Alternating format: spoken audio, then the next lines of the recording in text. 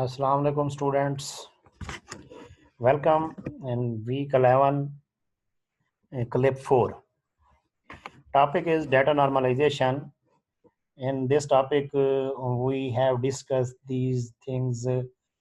First, we have defined the normalization, then discuss the properties of suitable relation. गोल हमने set किया कि क्या करना है, तो फिर नीड एस्टेब्लिश की why we are going to normalize the data, एनामलीज क्या होती हैं। फिर हमने ये 3 डेफिनेशंस पढ़ी थी।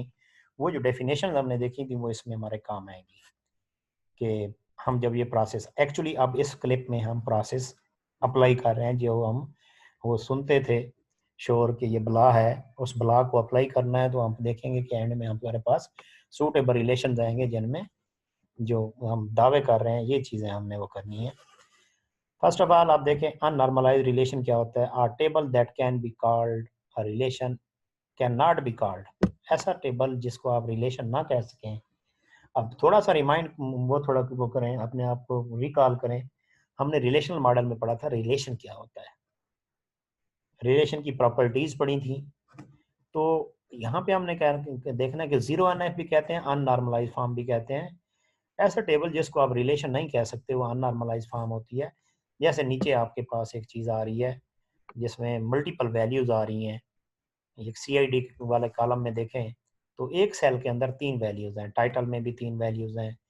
तो हमने कहा था कि अगर एटॉमिक वैल्यू नहीं होगी तो ऐसी कोई भी भला रिलेशन कहलाने के काबिल नहीं होगी। अगर कोई भी भला रिलेशन कहलाने के काबिल रोज एंड कॉलम में तो है लेकिन उसे आप रिलेशन नहीं कह सकते, दैट इज इन अननॉर्मलाइज्ड फॉर्म। वो कोई भी रीजन हो सकती है। वन ऑफ द रीजन मैंने आपको बताई है कि अगर मल्टीपल वैल्यूज आ गई हैं एक सेल के अंदर तो आप उसको रिलेशन नहीं कह सकते। तो नेक्स्ट हम देखते हैं आप कैसे एक अननॉर्मलाइज्ड फॉर्म को क्या करेंगे, 0NF को 1NF में लेके आएंगे। फर्स्ट नॉर्मल फॉर्म हम इसे कहते हैं। फर्स्ट नॉर्मल फॉर्म में कैसे करेंगे, तो बड़ा सिंपल है कि आप क्या करें, पहले स्टेप में डुप्लीकेट कर दें वैल्यूज को और दूसरे में प्राइमरी की सिलेक्ट करें। डुप्लीकेट, अब इस प्रीवियस वाले को देखें तो यहाँ पे हमारे पास ये था। अब आपने क्या करना है, इन वैल्यूज को डुप्लीकेट कर देना है, इनको डुप्लीकेट कर देना है। आप कहेंगे यार तो डुप्लीकेशन से तो मना किया था। हमारा ये पहला स्टेप है, हम 3NF तक लेके जाएंगे जब तो वो पता चल जाएगा कि आप आगे डुप्लीकेशन खत्म करेंगे। लेकिन अभी जो है पहला स्टेप में आप सिर्फ इसको क्या करना है, डुप्लीकेट करना है। तो ये आपके पास डुप्लीकेशन अगर आप देखें तो यहाँ पे हमने क्या किया है, इसको डुप्लीकेट कर दिया। अब कम से कम वो जो आपके पास कंडीशन थी कि एक सेल के अंदर मल्टीपल वैल्यूज नहीं होने चाहिए वो आपने रिजॉल्व कर दी है, वो आपने क्या कर दिया, सॉल्व कर दी है। तो फिर तो अच्छी बात है, अगर वो सॉल्व हो गई है तो दैट्स गुड। तो अब आप देखते हैं कि हमने एक और चीज़ भी की थी कि जो फर्स्ट होता है उसकी प्राइमरी की भी लाजमी है ताकि ये रो डुप्लीकेट ना हो। तो दूसरा बड़ा आसान होता है कि आप फर्स्ट नॉर्मल फॉर्म में जाने के लिए आप इसकी प्राइमरी की सिलेक्ट कर लें। अब प्राइमरी की सिलेक्ट करने का मेथड बड़ा आसान है कि आपने क्या करनी है, इसकी फंक्शनल डिपेंडेंसीज निकाल लेनी है। फंक्शनल डिपेंडेंसीज इसकी निकाल के देखें। अब देखें name age city CNIC depends on the STID, determine हो सकती हैं। These are on functionally dependent on STID। Title credit are points functionally dependent on CID। Obtained points किसके ऊपर है, किसी एक से नहीं हो सकता, तो इसके लिए 2 चाहिए। तो 2 चाहिए तो फिर आपको प्राइमरी की 2 से मिला के बनानी पड़ेगी। तो हमने क्या किया, STID और SCID को मिला के एक प्राइमरी की बनाई। अब जो बाकी बच गए उन्हें हम क्या कहते हैं, नॉन की। तो वो क्या हो गया आपके, तो सो की is composed of 2 column that will called composite key. यहाँ पे बन गई है STID और CID मिलके क्या बना रहे हैं। तो जब ये प्राइमरी की बन गई तो ये जो रिलेशन है it's in first normal form, it's in first normal form. तो ये अब इसको रिलेशन कह सकते हैं। Everything that can be called a relation is ultimately in first normal form. ये याद रखें कि कोई भी चीज जिसको आप रिलेशन कह सकते हैं, रिलेशन की प्रॉपर्टीज हेल्ड कर रही है, वो फर्स्ट नॉर्मल फॉर्म में होगा। तो जो फर्स्ट नॉर्मल फॉर्म में नहीं होगा वो रिलेशन भी नहीं होगा। कहीं पे डेफिनेशन मिलती है अननॉर्मल फॉर्म, ZNF की या UNF की, unnormalized form is a relation, is not a relation, उसे रिलेशन कह ही नहीं सकते हम। 2NF, second normal form. तो सेकंड नॉर्मल फॉर्म क्या होती है?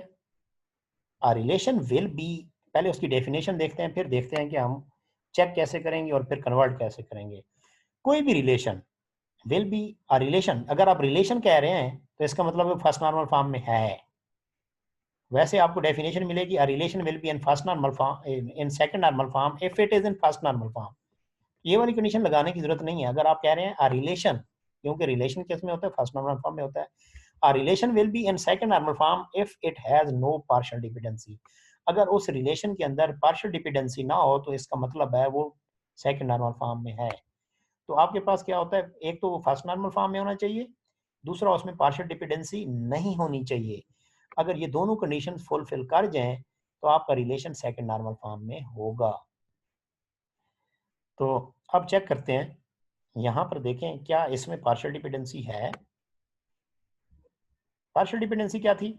हमने कहा था नॉन की एट्रीब्यूट पार्ट ऑफ की के ऊपर डिपेंड कर रहा हूं। नॉन की एट्रीब्यूट, अब इसमें नॉन की कौन कौन से हैं? Name, age, city, CNIC, title, creditor, points, obtain points, ये नॉन की है। हमने देखना है कोई यहाँ पे एक मिल जाए, एक भी मिल जाए ऐसा जो क्या कर रहा हो, इसमें इसमें से किसी, या सीआईडी के ऊपर डिपेंड कर रहा हो या एसटीआईडी के ऊपर डिपेंड कर रहा हो। हम चेक करते हैं ऑब्टेन पॉइंट्स को। क्या ऑब्टेन पॉइंट सीआईडी के ऊपर डिपेंड कर रहा है? नहीं। क्या एसटीआईडी के ऊपर डिपेंड कर रहा है? नहीं। ये दोनों के ऊपर डिपेंड कर रहा है। अगर दोनों नहीं होंगे तो ऑब्टेन पॉइंट्स गेट नहीं किए जा सकते। So obtain point is not partially dependent. अच्छा, पॉइंट्स करते हैं। Yes, points can be determined by CID, credit are can be determined by, ये आपके पास पार्शियली डिपेंडेंट है। तो इसी तरीके से ये भी पार्शियली डिपेंडेंट है। तो हेंस दिस रिलेशन जो आपके सामने है, it consist of partial dependency. इसमें अगर पार्शियल डिपेंडेंसी है तो ये फिर सेकंड में तो ना हुआ। क्यों? सेकंड नॉर्मल फॉर्म की क्या थी? It is in first normal form and there is no partial dependency. It is in first normal form and there is no partial dependency.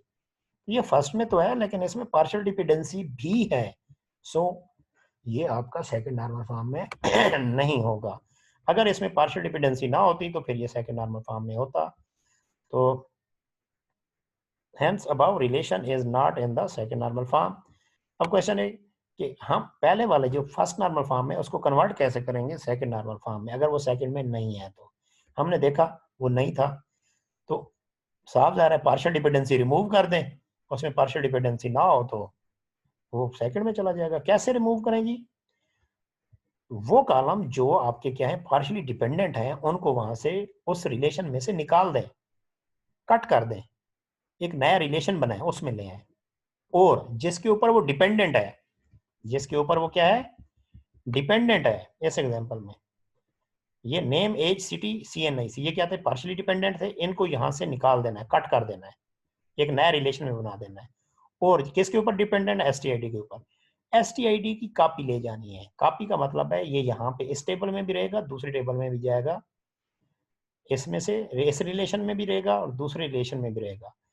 इसको यहाँ से कट करना है और इसकी कॉपी ले जानी है। इसकी कॉपी वहां पे जाएगी एज अ प्राइमरी की, एज अ प्राइमरी की, जबकि यहाँ पे रहेगी एज अ फॉरेन की।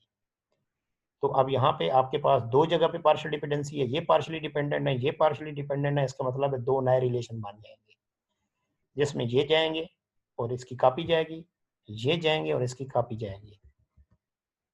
तो रिमूव करने हैं आपने और कॉपी, प्राइमरी की कॉपी ले जाएंगे और वहां पे वो प्राइमरी की बनेगी, लेकिन पीछे जहाँ पे रहेगी वो क्या रहेगी?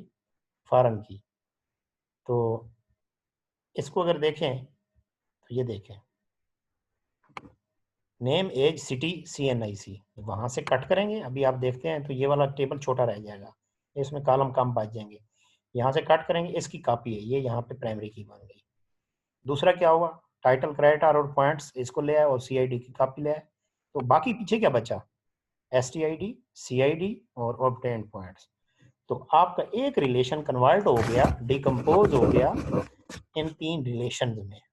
तो अब आप चेक कर लें, ये फर्स्ट नॉर्मल फॉर्म में भी है। अब इसमें पार्शियल डिपेंडेंसी के चांसेस नहीं है क्योंकि कंपोजिट की नहीं है, यहाँ पे भी नहीं है, ये भी सेकंड में हो गया। यहाँ पे कंपोजिट की है लेकिन पार्शियल डिपेंडेंसी नहीं है। क्यों? ये जो आपका कॉलम है ये इन दोनों को ऊपर डिपेंड कर रहा है, किसी एक के ऊपर कर रहा हो तो फिर तो पार्शियल डिपेंडेंसी हो जाती। सो ये आपके पास क्या होगा, अल्लाह भला करे, आपका सेकंड नॉर्मल फॉर्म। तो इन तीनों को चेक करना है, ये सेकंड नॉर्मल फॉर्म में है, ये भी सेकंड नॉर्मल फॉर्म में है, ये भी सेकंड नॉर्मल। जब सेकंड नॉर्मल फॉर्म आप कन्वर्ट करेंगे तो फिर चेक करेंगे क्या सारे के सारे सेकंड नॉर्मल फॉर्म में है, यस देन गुड। उसके बाद आ जाती है थर्ड नॉर्मल फॉर्म। आपने देखना है आपके जो रिलेशन है वो थर्ड नॉर्मल फॉर्म में है या नहीं। पहले डेफिनेशन देख लें। A relation will be in third normal form if it is in second normal form and there is no transitive dependency, कि वो 2NF में होना चाहिए और ट्रांजिटिव डिपेंडेंसी भी नहीं होनी चाहिए। इसको देखें सबसे पहले,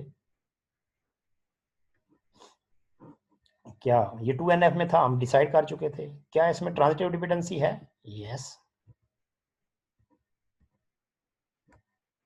कैसे, सिटी एज, हमने ट्रांजिटिव डिपेंडेंसी कहा किसे था, नान की डिपेंड करती है नान की के ऊपर। सिटी एज नेम डिपेंड कर रही है CNIC के ऊपर, यस।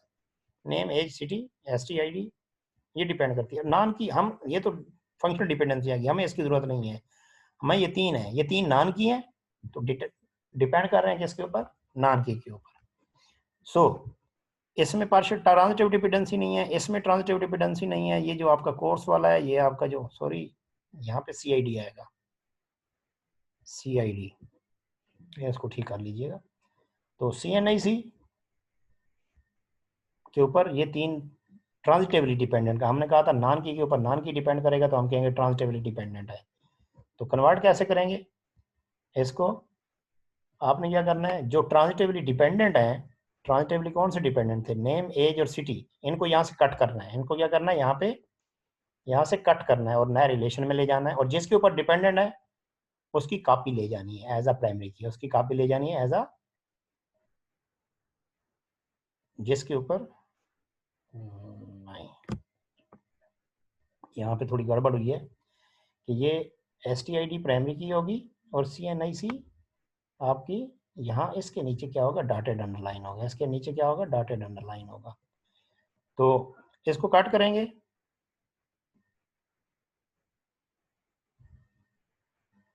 इसको इसको मैं दोबारा अगली स्लाइड में शामिल करूँगा।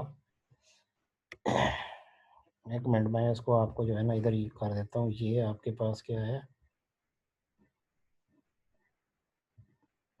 ये आ जाएगा यहाँ पे,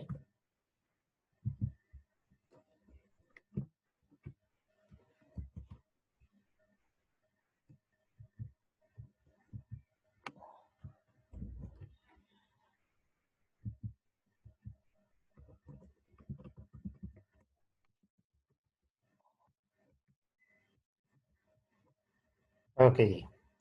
हम दोबारा देखते हैं क्या किया है, जो ट्रांजिटिवली डिपेंडेंट थे उनको कट करके यहाँ पे ले आए हैं, और जिसके ऊपर डिपेंडेंट थे, किसके ऊपर थे, CNIC के ऊपर, इसके ऊपर डिपेंडेंट थे, इसकी कॉपी यही है, इसको यहाँ से कट नहीं करना, जैसे हमने पार्शियल में किया था, कट नहीं करना। इसको ले आएंगे एज अ प्राइमरी की और पीछे रहेगा ये एज अ फॉरेन की, इसके नीचे देखें डॉटेड अंडरलाइन है, तो ये कन्वर्ट हो जाएगा। तो सारे के सारे रिलेशन अब आपके पास क्या हो जाएंगे, दो ये हैं, दो और कुछ प्रीवियस स्लाइड पे देखें ये वाले थे, ये दो, चार आपके पास बन जाएंगे। तो ये आपके पास क्या हो गया, 3NF तक क्या हो गया,